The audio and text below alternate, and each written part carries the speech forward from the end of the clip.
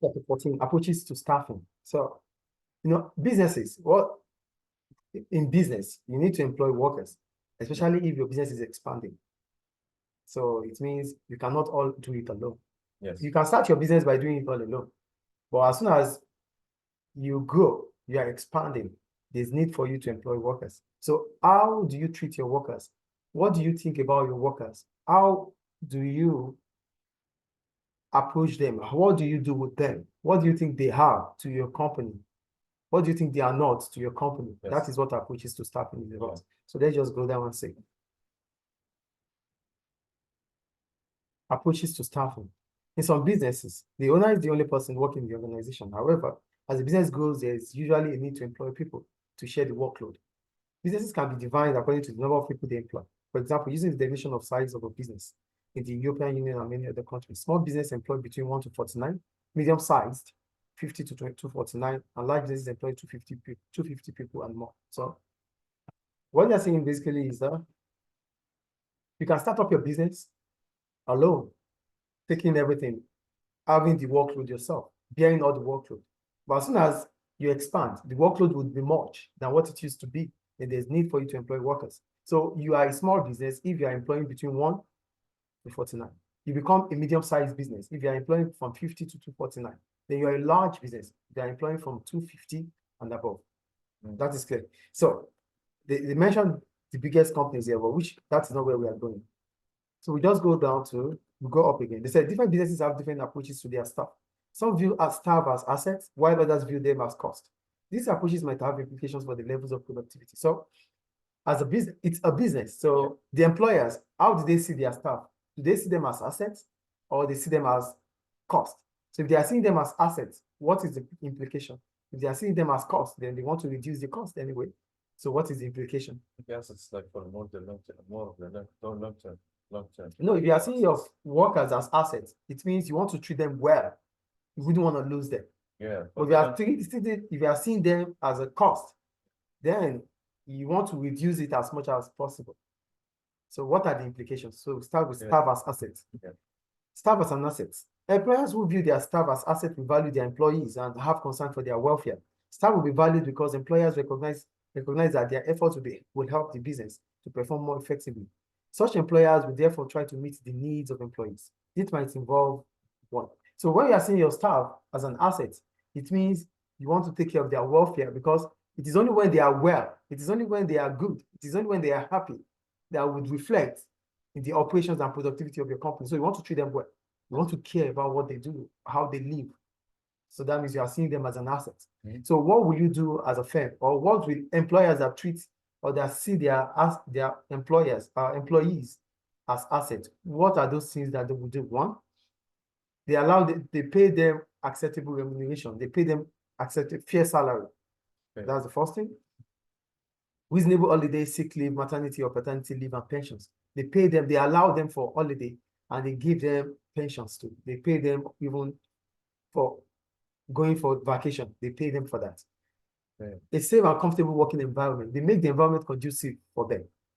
Training so that staff can develop skills and carry out work tasks successfully and safely.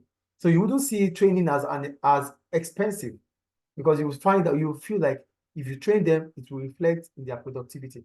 That is, you are seeing your staff as an asset. Job security and opportunities to interact with colleagues. So you let them understand that the future of that company going forward is they are part of the future of the company. Yes. Do you get it? Yeah.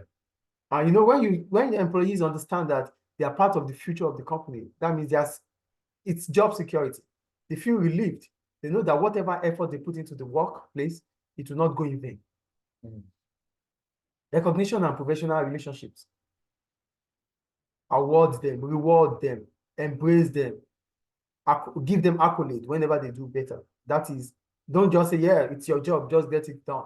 So whatever they do, recognize that they've put effort into it, they are committed to it. Don't just say it, don't just ignore it as if because you are paying them so that they have to carry out the task. To get the point. Clear and effective leadership. Be fair. Show them how to get things done.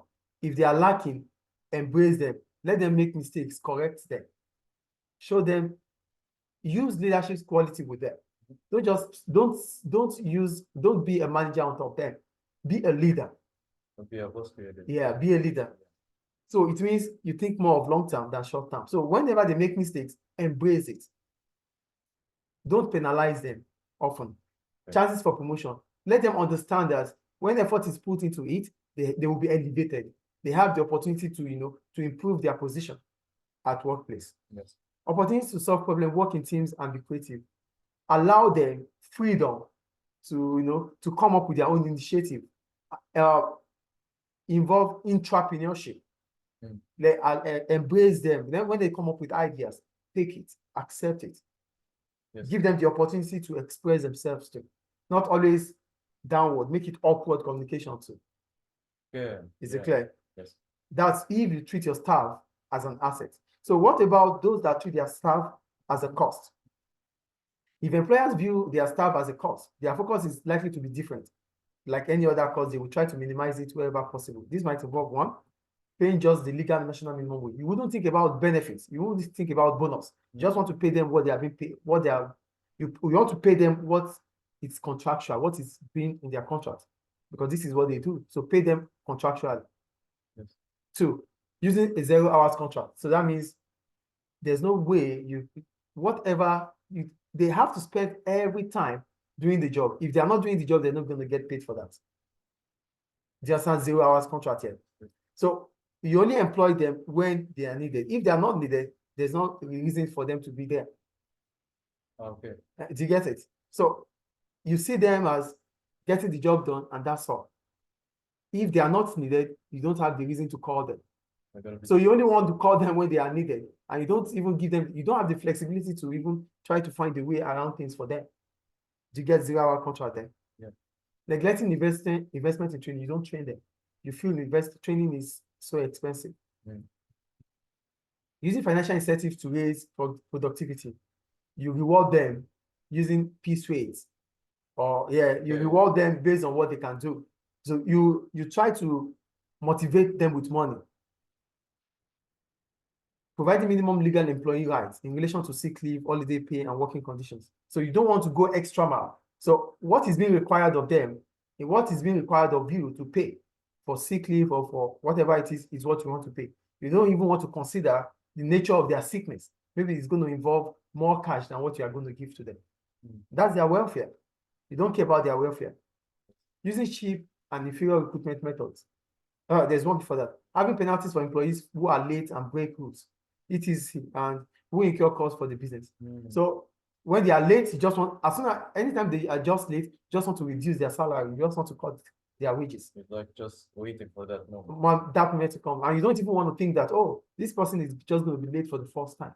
You don't think about that. Your procedures and your policies are there, but your procedures, how you carry on with this policy, would make us to understand if you are seeing your staff as an employee, as an asset or as a cost.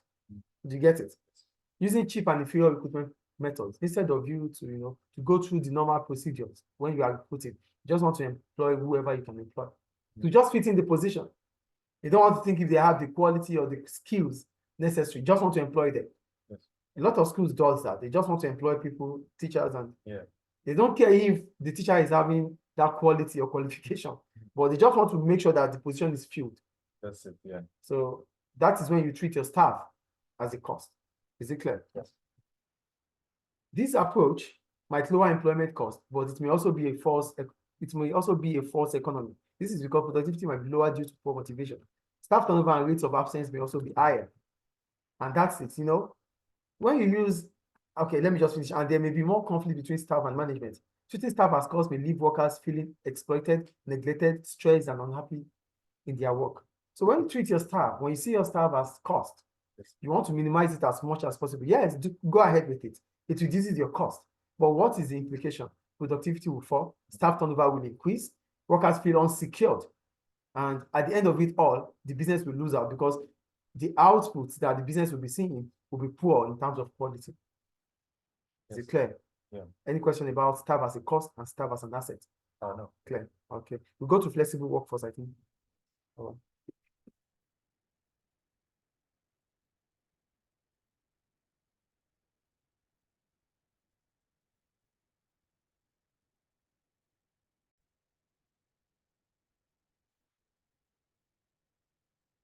flexible workforce. Most businesses prefer to employ a flexible workforce. This helps a business to adapt to change more easily. For example, if output needs to be increased quickly, a business with a flexible workforce might be able to make more use of temporary workers.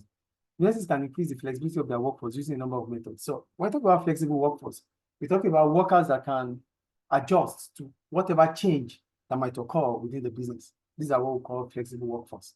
So as soon as there's a change, maybe demand is increasing, workers that can fit in to that effect are what we call flexible workforce. Or probably there is a change in operations, or there's an absence of workers.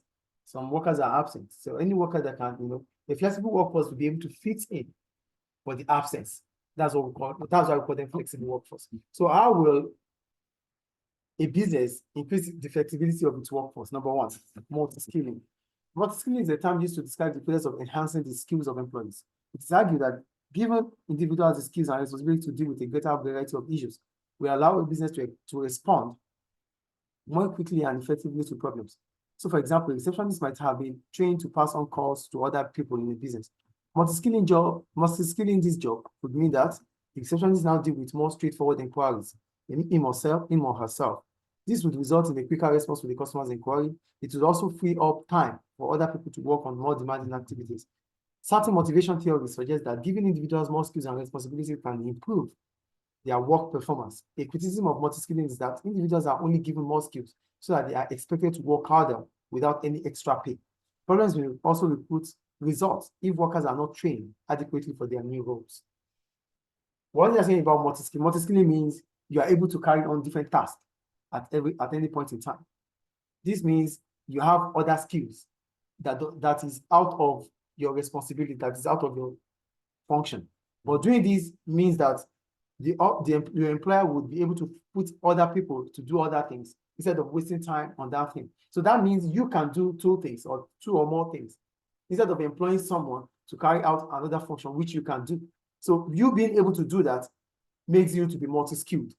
So the problem about multi-skilling is that employers will always want their employees to be multi-skilled because they don't want to pay extra.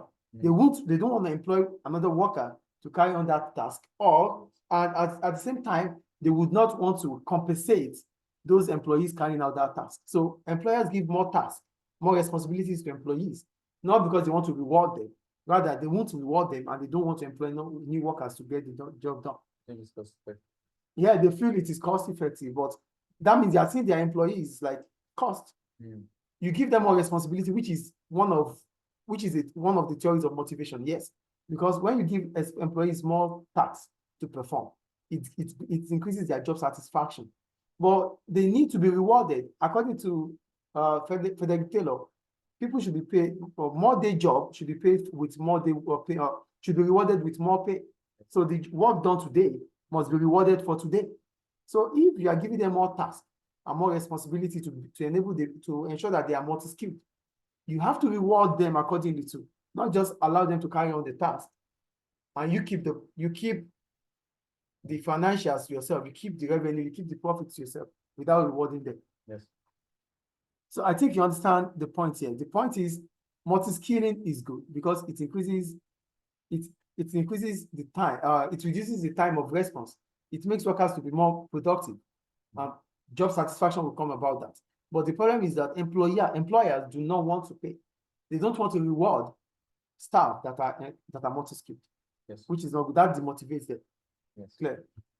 So for you to have flexible workforce, we can start increasing their tasks, improve their skills. 2, part-time and temporary staff. So what businesses can employ part-time workers or temporary staff whenever they need to fit in certain position. Yes. Do you get the point? Yes. So let me read anyway. Part-time workers are defined in the Economic and Labor Market Review as people who normally work for not more than around 30 hours per week, except where it is stated otherwise. Some people prefer to work part-time because it suits their lifestyle. For example, many students take part-time jobs to help support themselves while at college. However, in some countries, many of those people who are employed part-time have claimed that they would prefer to have a full-time job. The use of part-time staff provides flexibility for businesses. Part-time staff can be employed during weekend, peak hours in restaurants, for example. Temporary workers are those employed for a limited period only. So for part-time workers and temporary staff. For part-time workers, they work less than full-time workers. So that means the company would be able to put them in a structure or in a time frame where others will not be available. So we are employing you to fill some time that will be needed, maybe peak periods that our workers will not be enough or to carry on the task. That is for part-time workers. They will work less hours than a full-time worker. That brings about flexibility for the workforce. And businesses can respond to changing demands as a result of that. Then for temporary staff, these are workers that are employed only when they need to cover up for some absence. So they are not going to be permanent, they are not part-time. So the only thing they do is to work for a specific period of time that they are needed. They are temporary staff. They fit in for some people that are not available for a limited period of time. I think it's clear. So having part-time workers on your radar, or having temporary staff on your what do we call it? On your staff, on your payroll, on your staff payroll, brings about flexibility. What we're talking about is how businesses should increase flexibility. So they can increase flexibility by giving giving different tasks and responsibility to their workers. That makes them to become multi-skilled. So as soon as there's a demand for a certain department, they can fit it. That's the first one. The second one is employing part-time and temporary staff. When you have part-time and temporary staff on your staff payroll, it means whenever they are needed, they will fit in whenever their demand is. Because in economics, the demand for labor is always derived demand. So you employ workers based on the fact that they need to they need to fill in the gap, or there is a task that they have to carry out. So that is for part-time and temporary staff.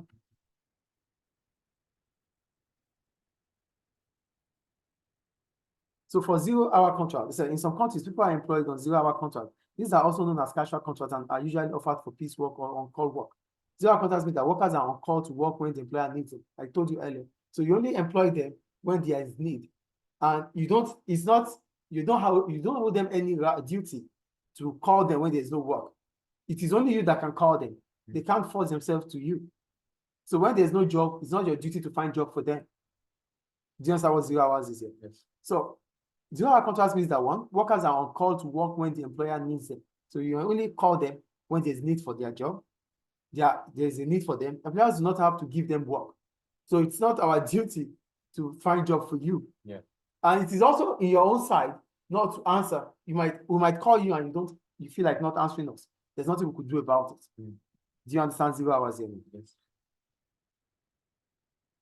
Two particular sectors favor the use of 0 hours contract. The first is the hospitality industry, which includes hotels, restaurants, and catering at events. The other is administrative and support services, such as cleaning and office support. Two examples of companies that use 0-hour contracts are Amazon and McDonald's. Workers on 0 hours contract do have certain rights. In some countries, they are entitled to the minimum or living wage, paid holiday or rest breaks, and protection against discrimination, excessive working hours, and illegal wage deduction. However, in some countries, such as Austria, Belgium, Czech Republic, Denmark, France, Germany, Hungary, Italy, the Netherlands, Poland, and Spain, 0-hour contracts are illegal. This is because they are considered exploitative. It is felt that they give too much power to employers, putting people with families and mortgages to pay in a difficult position. They are considered a financially insecure form of employment. Some employers like 0-hour contracts because they help provide flexible workforce and are a cheaper alternative to employing agency staff. For example, a fast food restaurant may need extra workers to help out at busy weekends. Other companies might need 0-hour contract workers to cover for temporary staff shortages. The advantage to workers is the opportunity to gain work experience and skills without requirements to accept full-time contracts. So, for 0 hours, employers, they like it because it takes away commitments on their own side. They don't, because it's, so let me go into why it is illegal.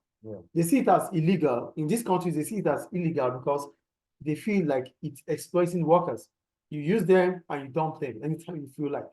So how are they going to be able to plan their life if it is a use and dump situation for them? So you're not giving them opportunity to, to have a stable income, because when you have job, it's only when they are available. What about if they are with you and there's opportunity for them to find other jobs? Because they are with you, they won't be able to go for that job. So they cannot secure a livelihood with this type of contract. Yes. That's why they call it illegal. They are exploiting consumers, or they are exploiting employees. That's the point. But employers, they like this kind of contract. Why? Because it takes away responsibility from them. They don't have to be committed. They don't care about your welfare. They don't have to pay for your welfare. They don't have anything in common with you. So they only call you when they feel that there's a demand for your service. And as soon as your demand for your service is done, you are gone. So they don't have to pay you paid holiday. They don't have to do nothing. Yeah. Regarding your financial welfare, it is not their business. It reduces their cost on wages. So they prefer to take on this type of contracts. And also, it is a way to cover up for temporary unemployment, temporary vacant position at workplace. Maybe some workers are just out for a while. So 0-hour contract can fit in. You get it? For employees, they like some employees like 0-hour contract because one, they don't have to provide, maybe they don't have to be committed to the job, and they will learn through that job without necessarily having a contract with the company. Yeah. So it gives them flexibility to learn things that at the end of it all, they are not committed to it. So they learn today, it doesn't mean that when you call them tomorrow, they have to come. So when they might seize that opportunity to learn a lot of things, and as soon as they are able to learn these things, they become employable. They gain skills. They gain skills, and that makes them to become employable, attractive to other employers. Yes. Do you get it? Yeah. So some workers also prefer such 0-hour contracts. Yes, I want to ask Yes. about hotels and hospitality. Why they use them, right? Yeah, how You know, hotel, hospitality, tourism, these things, they have peak period and off-peak period. Yes. These things happen during summer. In the summer, you employ 0-hour contract workers to fit in, to help with the increasing demand of tourists. Yes. But as soon as it's winter, they don't come anymore. Okay. Do you understand? So just imagine you have to employ permanent workers for a whole year, and they're not going to be useful. They're not going to be working during the winter. Yes. So 0-hour contract workers will fit in during this peak period. This peak period. Yes. Is it clear now? Yeah. Flexible hours and home working. Are you there? Yeah.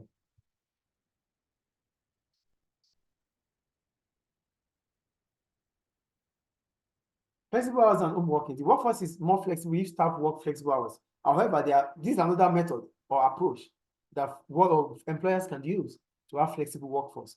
Give your workers, let them work from home, or give them flexible hours. Ask them about the hours that they can be available for your job. Let's read. The workforce is more flexible if staff work flexible hours. However, there are different ways of arranging this. For example, staff might have to work a number of hours in a particular time, or say 1 week, but have the choice as to when they work during that week. Or they might work a reduced number of days, but longer hours each day. Some people might be asked to undertake shift work. For example, a factory that wants to operate 24 hours a day is likely to operate 3 8-hour shifts. So that means each worker will work 8 hours. Then they have 3 workers for that. Yeah. One of the main advantages to businesses of flexible hours is that they can often remain open for longer period of time. So what they are saying about flexible hours and home working is that for flexible hours first. For flexible hours, it means you engage workers based on the time of the day that they will be available. So that means employee A will be available from 8 to 12. So that means you can employ him from 8 or her from 8 to 12. Yeah, it's a shift. So that means they will be working there based on the time that they are available. So that gives you that's a flexible working hour. Yeah.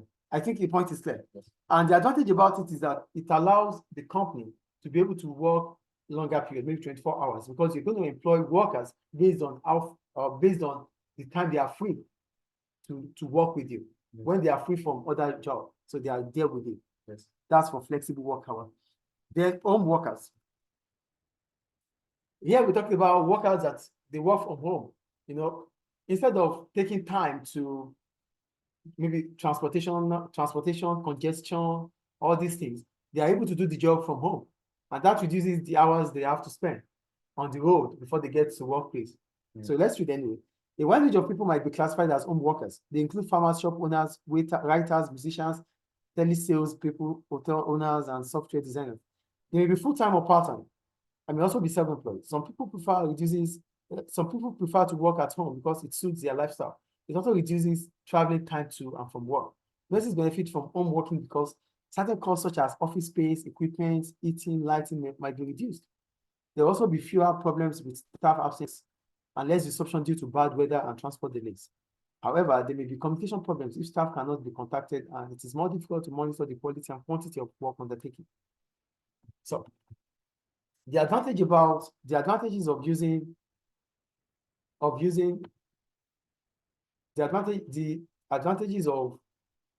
using such is that one, when they work from home, the traveling hours to and from would reduce. They won't be stressed. That means they can give out their best without thinking about, oh, I have to quickly get to work. I forgot some things at home and the rest. And type of thing, workers become, the rate of return of workers increases. But the problem about working from home is that one, you cannot measure the quantity and quality of what they do. Some workers will tell you they are working and they might not be working. You can't figure out when and how they carry out their job. They might be somewhere else, even leaving your job. So you might not be able to monitor what they do. And that might be a problem. Do you understand? And the advantages to the employers is that one, the office space, the amount they pay on office space would reduce. Cost of internet might reduce. A lot of overheads would reduce because the worker is doing everything from home. But how do you measure their performance, the quantity and the quality of time spent to carry out their function? Are they doing it right or not? You wouldn't be able to know. It's clear. The next one is outsourcing. For outsourcing, here we're talking about the job originally carried out by you. Now you are giving it to someone else to carry it out. That is outsourcing. So you are giving the job. For example, your school will put workers, teachers. But now your administrative department does not do that anymore. They have given that recruitment process to another specialist company. That is outsourcing. Do you understand what outsourcing is here? Yes. So you are giving out the job that was originally carried out by you to someone else to do, or some businesses to do. Let's read. Another way of introducing flexibility into an organization is to use outsourcing. This involves letting other people or businesses to carry out tasks that were originally carried out by people employed by the business. Outsourcing allows a business to focus on its main capabilities and let others carry out the surrounding work. So outsourcing means, we might feel that the administrative department are not that skilled to employ teachers, or maybe before now they failed in giving us the right teachers. So why can't we just give this job to a specialist company? Or advertisement. Like if you want to advertise a product or advertise the brand. You don't do it yourself anyway. You don't do advertisement yourself. Like the marketing department, the marketing promotion. You give it to another company, the advertising and the marketing and stuff. And they carry out the job. But I get the perspective. I get where you're coming from. Like maybe the marketing department. Yeah, your marketing department is not in charge of advertisement. Yes. Your marketing department is in charge of strategies of advertisement. Promotion. Yes. Wait. Listen, the marketing department is in charge of making sure that the marketing objective is reached, selling the product. How to sell the product is advertising. If it is advertisement, they have to give it to advertising outlets. That is not outsourcing. You wouldn't consider that outsourcing. It is the duty of the media to advertise. Not you are not a media office. So normally you are not going to be the one to do advertisement. The media will do the advertisement for you. You are just going to pay them. That's not outsourcing. Which department does it do that? It's the marketing. They strategize. They come up with their plans. They give it to the mass, the media outlet. The media outlet is in charge of broadcasting things. It's your company. Your company will not advertise. Your company is not a media. So you as a company is to come up with what you want, sell it to them, approach them, they bill you. You have strategized everything, but you're not a mass, you're not a media. Media does advertisement. All yours is to provide them with the resources needed and they put their own skills, their experts into it, their expertise into it to show it, to showcase it to the world. But what we're talking about outsourcing is, that's why I made the example of the human resources department. But schools do not have human resources department. Most schools do not have human resources department. They have administrative department. Yeah. So the administrative department in most schools carry out their recruitment of teachers. Yes or no? Yes. So let's consider that your school administrative department has done poorly in recruiting teachers. So we have stopped them. The owners of the school stopped the administrative department to recruit teachers, rather they are outsourcing it to firms that are in charge of recruitment. That is outsourcing. So the recruitment firm or the human resources company will be in charge of recruitment of teachers for your company, for your school. That is outsourcing. The job is carried out originally by your school, but now it has been given to someone else to carry it out. That is outsourcing. Is it clear now? Yeah. So what does this imply? It implies that the school will focus on what its strengths are and leave the ones it cannot do well to those companies that will do it better. Is it clear? Yeah. That is outsourcing. Any question about outsourcing? Are you sure? Yeah. So go to the advantages and disadvantages of a flexible workforce. There are numbers of advantages of a flexible workforce. Number one, a flexible workforce allows a business to expand and contract quickly in response to changes in demand for its products. In contrast, a workforce made up of permanent staff is difficult to shrink quickly because of the cost and because of the time it takes to fulfill legal requirements. Nurses may also be reluctant to take in all new permanent staff in case demand falls again, and they are left with too many staff. So when you have a flexible workforce, it allows you to contract and to expand as soon as it's needed to be done. Yes. So with flexible workforce, if demand increases, you expand, you call them in, you call the part-time. The part-time workers are always with you anyway. You call the temporary staff, you call the 0-hour contract staff, because there's demand, increasing demand. If demand falls back off peak time, they are able to go back. That is the advantage you have. It means that you won't be paying more workers when they won't be doing anything. You can adjust. You can adjust to demand at any point in time. That is the first point. Is it clear? Yeah. The second advantage. Some specialist jobs need to be done, but it will be wasteful to employ a permanent worker to do them. For example, most small businesses employ external accountants to manage their accounts. It is far cheaper to do this than to employ an accountant within the business because the amount of work needed is relatively small. The point they are making here, maybe you get it or not, I'm going to explain. There's need for experts. There's need for specialists. But employing a specialist work permanently is so expensive. At the end of it all, you only need them at the end of the financial year. Why do you employ them for the whole 12 months when you only need them for 1 month? Yes. So call them when you need them. Let them understand the time when they will be needed. So they are temporary workers. So they come when they will be needed. But they are important because they are the ones that will finalize everything you need to do. But they are not going to be finalizing everything every day. They finalize it just once in a year. So why do you give them a permanent job for doing nothing for the whole year? Yes. Do you get the point there? Yeah. So that's why I'm talking based on experience now. Most of the schools, when the school academic year starts, you see them having more workers in the administrative department at the beginning of the academic year. Okay. Towards the beginning of the academic year, they have more workers working with them at the beginning of the academic year in the administrative department. But as soon as the year starts, the first, the second month, you see that the number shrinks. Some will leave. Directly or indirectly, the school will let them go because their job is done. So you find out that all the faces you do see, maybe when you want to pay your school fees and the rest, you won't be seeing them anymore. They might fight with, they might have problems with the owners of the school, because the owners of the school now felt that, oh, we cannot continue to pay you for doing nothing. So instead of you to directly tell them that, you wouldn't want to tell them. And instead of you to come straight to tell them that, oh, we need you for a specific period of time, you wouldn't want to do that because they won't be committed to do it. But because they have committed to getting a job, they feel they're going to be working with you for a whole year, and now because you feel that they don't have much to do anymore, that the rest can be done without them, you now fight them or find a way of letting them go. Have you noticed this or not?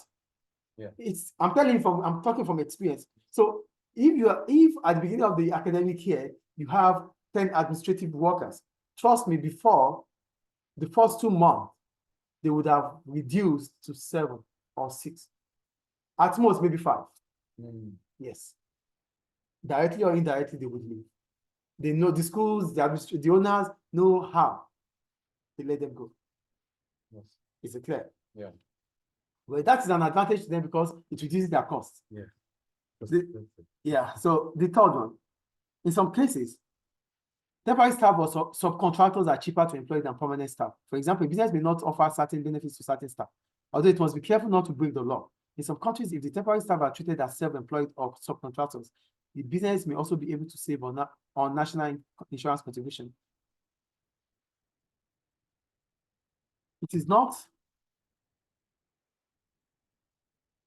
always cheaper to employ temporary staff, and in some cases, it will be more expensive because temporary staff or their agencies are able to secure higher pay. But temporary staff can be laid off almost immediately when they are not needed, with little cost, which is not the case for permanent staff.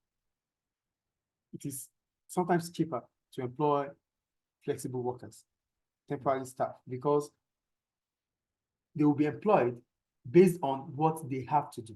Yes. So that means you won't be incurring cost. So they are there because it is derived. They are there because they are coming in for that extra that is needed. And that extra will be able to pay off their bills. And it is easier for you to let them go when that extra is done. But this is not the same for permanent workers. So when you employ permanent workers, you cannot just discharge them. You have to pay them for discharging them redundant. Yes. So do you get the point I'm making there? Yeah. Employers are responsible for training their permanent workers. By outsourcing work or employing temporary workers, businesses may be able to pass that cost onto subcontractors or whoever has paid for the training of a temporary worker. So another thing is that as an employer, they are part-time workers. They are temporary workers. You don't hold them any responsibility to train them. Yes. So that reduces your cost of training. Yes. Employing workers who can job share or work flexible hours may allow a business to operate more efficiently. So when we talk about job share, it means a whole job. I'm going to do half, you're going to do half. So I'll be available for the half, you'll be available for the half. That is job share. It's a full-time job, but we're going to share it half. Do you get it? Yes. Being able to do this allows you to, to operate for a longer period of time, because you'll be doing that job for a whole day, but 2 people will be doing that job. And that means they might not be tired. That means they might be well effective. Do you understand job share then? Yeah. However, using peripheral workers, who are peripheral workers? Peripheral workers are still the same as flexible workers. Are you with me? Yeah. Using peripheral workers such as temporary staff or some contractors has disadvantages. One, peripheral workers may have less loyalty to the business where they work temporarily. They may be motivated mainly by financial gain. So there's no workers loyalty. There's no employee loyalty here. I'm just here for a few period of time. As soon as my time is done, maybe I'm here from 8 to 9. As soon as my 9 o'clock is done, I forget about you until tomorrow again, 8 to 9. That's one thing. That means you might not be loyal to them.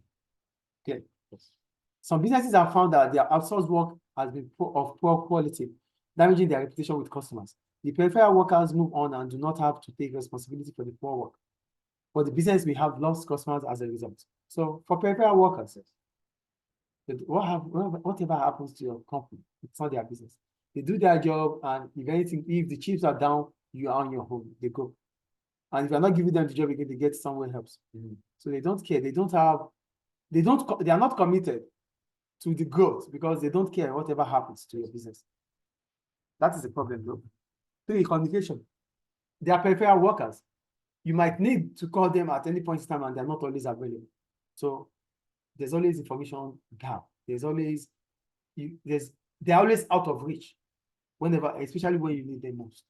They might decide not to pick your call. There's nothing you could do because it's 0 hours.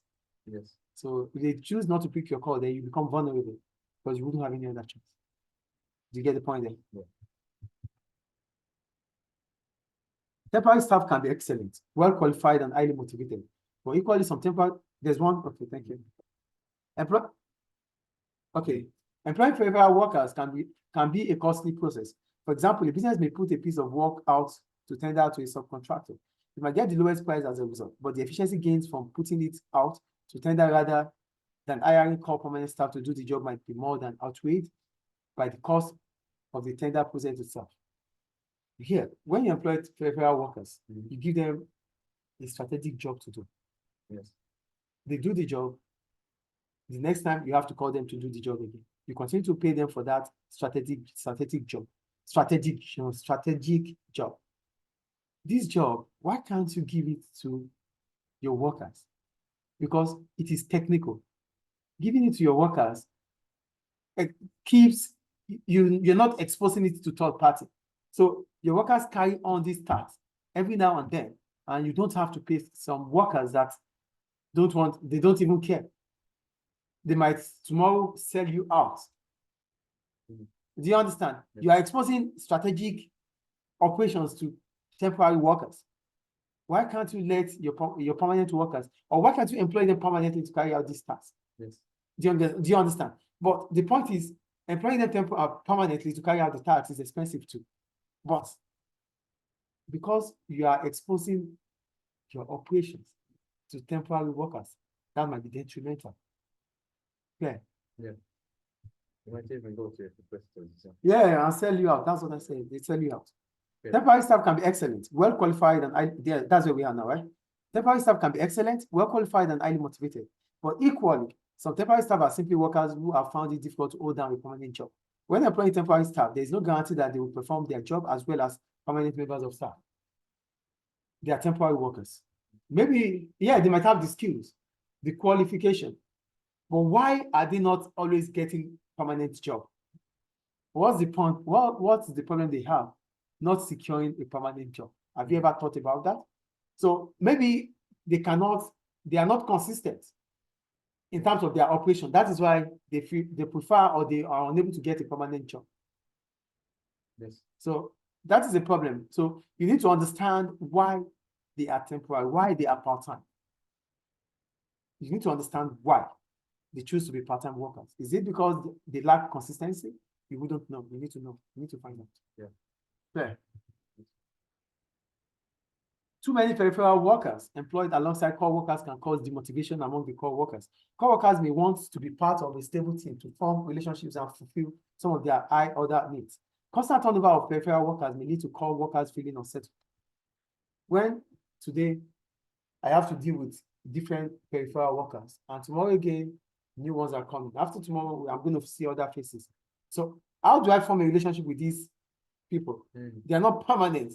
So today I saw XYZ. Tomorrow I'm going to see ABC in the name of temporary workers. How do I form a relationship? How do I continue to explain from where we stopped from? So that means I have to start afresh because these are not the set of people I worked with yesterday. New people are coming in. Yes. We have to start again.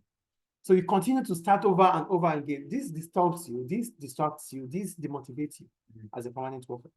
Fair. Yeah. Distinction between, that's where we are now. Yeah. Distinction between dismissal and redundancy. Most people will leave a job because they are moving on to another job. This is what we call temporary unemployment, or because they are retiring. Yeah. They've reached that age of retirement, so they have to stop. However, some people are forced out of work. They may be dismissed or made redundant. Redundant means retiring? No. Redundancy means surplus requirements, which means you are not dismissed, but your service is no longer needed. Dismissal is like you're out because of your negligence, because of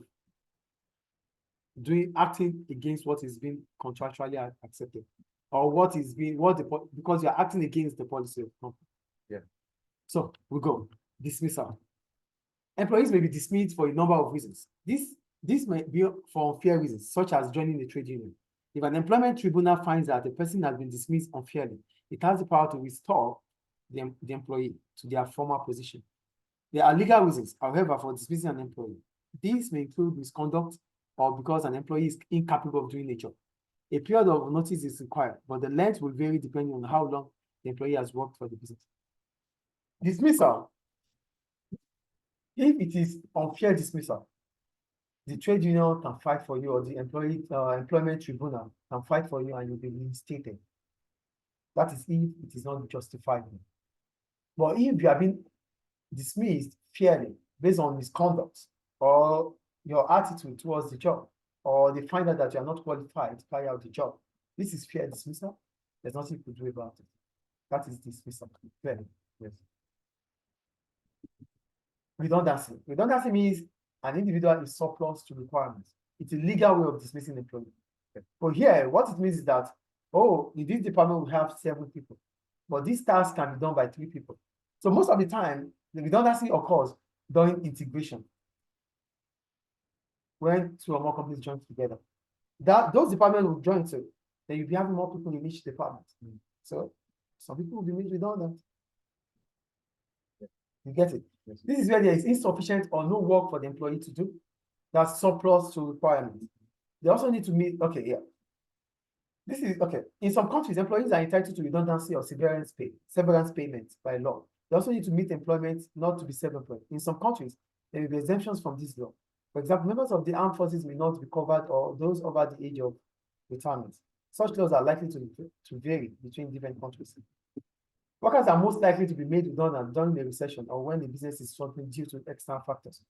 Well, the point is, redundancy is viewed in different ways in different countries. Yes. Some see it as normal. There's nothing you can do, then you don't pay them for that, especially if they are within certain age. But some countries see that you have to pay workers if you made them redundant. Fair. Fair. Yeah. Okay. But all in all, redundancy is rampant during integration or when there is recession within the economy. During recession, there's economic decline. So what will firms do? They don't have any other choice than to reduce their workforce. You get the point there, please. So that's why redundancy happens. And if it happens, it's not because there's misconduct from you, but there's no job available to do. There's no point keeping you because the demand for labor is what derived, there's no tax to carry out. So why do we keep you? We can't continue to pay for doing nothing. Okay. Employer-employee relationships. When we talk about employer-employee relationship, this happens as soon as you signed your contract as an employee, the relationship starts.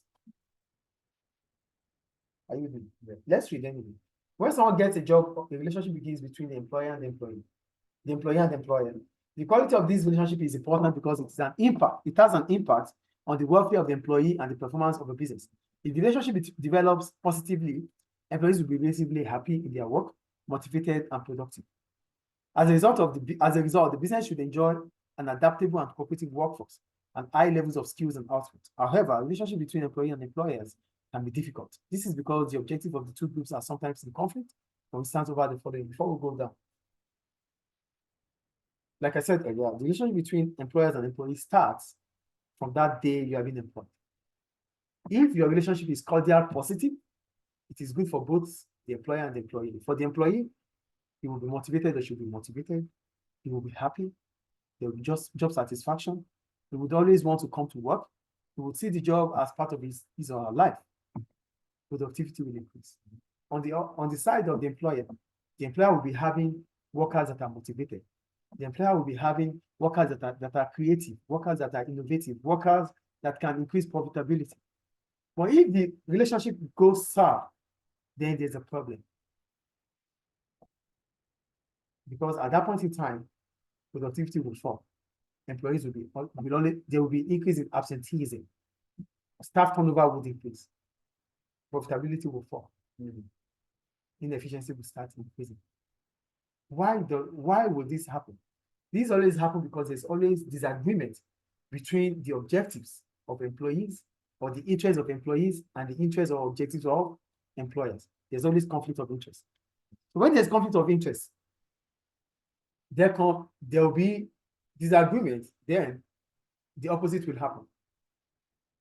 So what are the reasons why there's always disagreement between employers and employees? Number one, rates of pay. Employers often attempt to restrain wage growth to help control their costs and remain competitive. In contrast, employees want higher wages to keep up with rises in the cost of living and hopefully raise their living standard. So there's conflict of interest here. Employees want higher pay. Employers want to reduce pay as much as they can so that their cost of wages would reduce, they can make more profit. Employees want to meet up with the cost, the living cost. They want to meet up with the high inflation rate. They want to be able to buy what they used to buy. As a result, they demand for more. So employers don't want to pay for more, employees want more. Conflicts, disagreement. The first one, that's rate of pay. The second one, the introduction of technology. Employers are often keen to use new technology because it helps to increase efficiency in the business. However, employees may resist the introduction of technology because they are anxious about learning new production techniques or may fear losing their jobs as work processes are taken over by machines. Employers, they want efficiency. And one of the ways to get efficiency or to improve efficiency is to invest in capital equipment. Employees do not want to do that. They don't want to start learning new things. Or they feel like as soon as employers invest in capital, their job is at stake. They might lose their job. So they don't want it. Yes. Clear? Yeah. The third one, flexible working. Employers prefer to employ a flexible workforce because it helps to manage production more effectively and keeps costs down. However, some of the methods used to develop more flexibility, such as 0 hours contracts, can be unpopular with employees. Employers want zero contracts because it reduces their commitment. They become less committed to whatever happens with employees' welfare.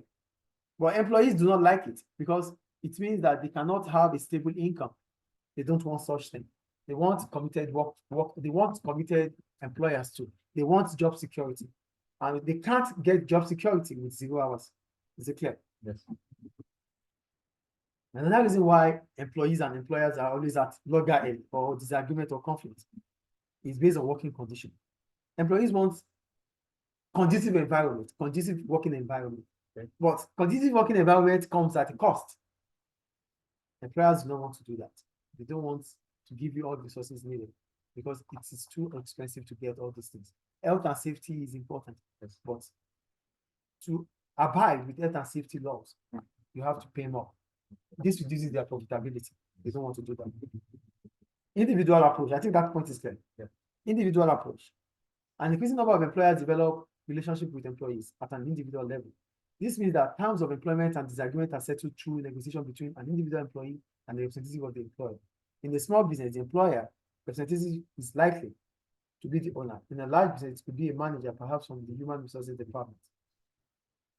This approach means that individuals will negotiate wages, holiday, and other benefits, hours of work, and other terms of employment directly with the employer. If an employee has a work-related dispute, it also has to be raised and discussed with their employer. For example, if an employee feels that more training is required, they would have to make a case and present individually. With an individual approach, pay and other conditions will vary between employees. Those individuals with good negotiating skills may get a better deal. This might be a source of conflict in itself. Many would argue that individual bargaining in this way favors the employer. In large firms, the bargaining skills of most individuals would not match those of an experienced and trained human resources manager. Many employees would prefer to be represented by an equally skilled and trained people, perhaps collectively. Individual approach. There's individual and there's what called collective bargaining. Individual approach means that you as an employee, you meet with the employer's representative. That is individual approach. So the problem is this.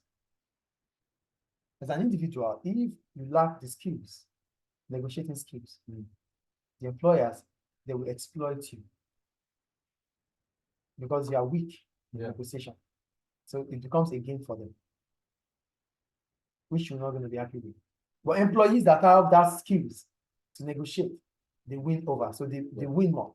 And those that are unable to meet up, that are weak in negotiation, are the ones that pay the price for those that are strong in negotiation. So employers will pay more to those ones by taking more from those who are weak. And when employees that are weak finds out, they get angry. Problem arises. Clear? Yeah.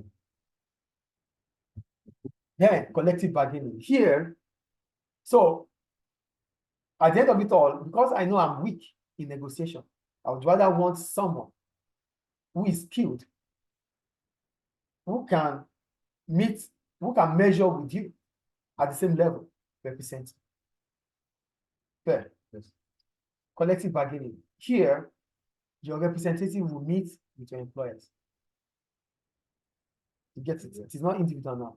You have your employees will be representing you answer. Some people will be representing maybe the trade union. Let's read them. The alternative to individual bargaining is collective bargaining. This involves determining wages, conditions of work, and other terms of employment through the negotiation process between employers and the employees' representative. You get it? Maybe like the trade union. Is it clear? So here you are using people that are equally tasked to carry out the negotiation. So they meet up with the employers, and this takes time. So at the end of it all, you need to agree, because if you don't agree, they disrupt your operations. Do you understand? That's trade union for you. They are pressure group. Yeah. So with collective bargaining, what they said, a representative body such as trade union, however, would have more strength and influence to negotiate for its members.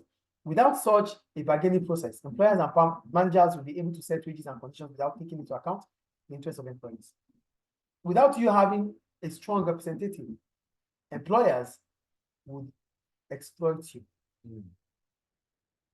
So, for collective bargaining to take place, so when we talk about collective bargaining, that means for the trade union to be able to represent you, certain conditions must be met. Number one, employees must be free to join representative bodies such as trade unions. So that means for you to be represented by trade union, you have to be a member of trade union, and you need to feel free. You must be free to join any trade union representative member you want to join. Two, employers must recognize such bodies as the legal representative of workers and agree to negotiate with them. For collective bargaining to also take place, employers must agree and accept that your representatives are legally taxable, are legally responsible. So that means the law of the country allows them to represent you. For collective bargaining to occur, the body must be independent of employers and states. So they must be neutral. They must not be part of your employers, and they must not be part of government. They have to be neutral body. That's why we call them pressure group. Is it clear? Bodies should negotiate honestly in their members' interest. So for collective bargaining to happen, the trade union must be fair and must represent the interest of their employees. For collective bargaining to occur, employers and employees should accept negotiation agreement without having to use the law to enforce them.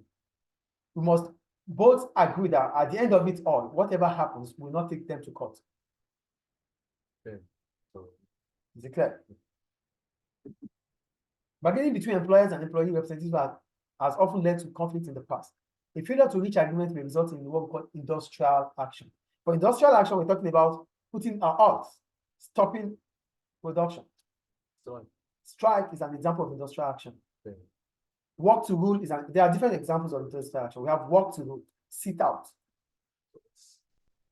Work to rule means because we are not agreeing. I only come to work. I'm supposed to close at 2 o'clock. As soon as it's 2 o'clock, I leave. Calling me after 2 o'clock, I will not answer. Example is, okay, I'm a teacher and we are having industrial action. That is work to do. My class stops at 2 o'clock. I will not even mark your assignment as 2:01.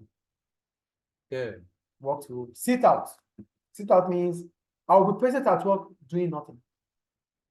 There are a lot of different examples anyway. Okay, yeah. There are a lot. You do it more in business IGCs. Really? Did we finish our business IGCs? Yeah. We didn't talk about. No. Wow. Maybe in the past paper. So we have different examples. At least I gave you 3 now. Yeah. So what are the advantages and disadvantages of collective bargaining? One, agreements are transparent and legally enforceable. So we said for collective bargaining to happen, it would have meant that it is legally binding.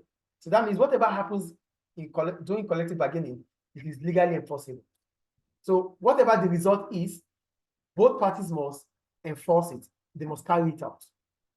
Yes. That's what enforceable means. It must be carried out. They will not just talk about it, they must do it. Clear? Yeah. Two, maybe more cost effective to have just one set of negotiation. Instead of talking to individual employees, it takes time. You're spending more money. Use a trade union to represent all your employees, which is cost effective. Yeah. Three, rules and terms are more likely to be respected by both parties. So both parties will respect themselves because they are both legal institutions. They are both legal entities. Yes. Four, outcomes may be fairer because power between both sides are equalized. So it's balance. There's always a balance. Okay. Do you know why there's always a balance, or I explain? Yes, I will explain. The trade union is representing the interests of the employees. The employer is representing the employer is representing the company. There's what to negotiate. Oh, the workers want more salary. The employers will say, okay, yes, we can pay more salary. But what is the trade union will come up with evidence that would warrant employees to get more salary. And if these evidence are there, it would have come from their operations. So the employer will not have any other choice than to say yes, because the statistic is saying they are doing more. And this statistic is from you. So why are you not going to pay them more? Yeah. Is it clear? So we have to respect that. Is it clear now, please? Yeah. Unfair treatment of individuals who are bullied or favorites of their managers may be avoided. So everybody will be treated equally. Yeah. Employee representatives are democratically elected. The trade union members, anybody could be part of the executive. The ESCOs, we call them the ESCOs. The ESCOs are the ones that represent you, but they are not always there based on influence. The members will elect them into that position. So that means you will be elected because you have the credentials to be elected. Yes. So that means you will be seeing the best team representing you. Yeah, Clear? Now, what are the problems about collective bargaining? One, negotiation can result into bureaucracy and take longer. A lot of paperwork, a lot of decision making. It's not always easy. It takes years sometimes. Yes. Yes. Yeah. So the views of individuals are not always reflected by unions. You know, the trade union is going to represent everybody. Okay. So they might not consider, they will see it as average. They will not represent each individual. They will come up with, you have your problem, he has his own problem, she has his own problem. Oh, what problems do they have together in common? What is the common problem?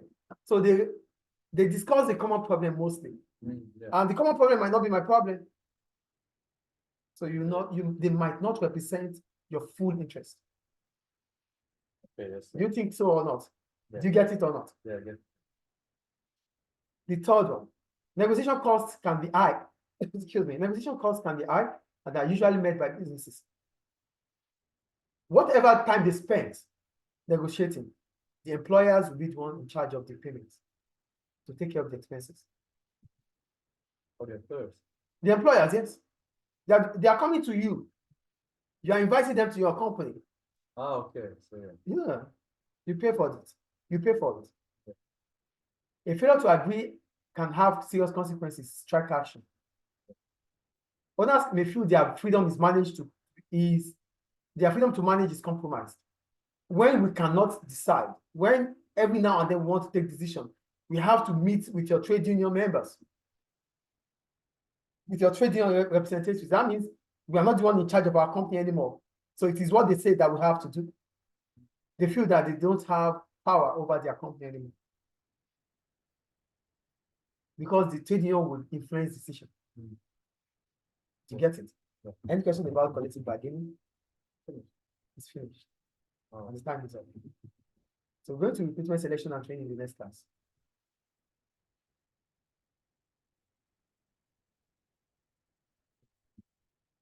Think It's a small topic. I was gonna say, it's a long topic, but it's It looks shorter in your it's face. shorter, but it's not. Hmm. Yeah.